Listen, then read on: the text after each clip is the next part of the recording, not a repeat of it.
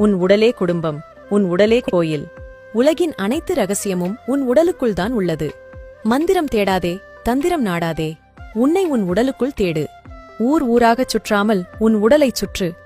உத்தமன் என உன்னை ஊர் பாராட்டினாலும் உடல் உன்னை கைவிட்டால் பட்டம் பதவியெல்லாம் பிடி சாம்பலே. ஓடி ஓடி உழைத்து காவல் தெய்வமாய் நின்றாய் குடும்பத்துக்கு. ஆனால் உனக்கு காவல் தெய்வமாக உயிர்காக்கும் கடவுளாக இருப்பது உன் உடல் மட்டுமே. அகக்குடும்பமான உன் உடலை மறவாதே. உன் உள்குடும்பமும் உடலே.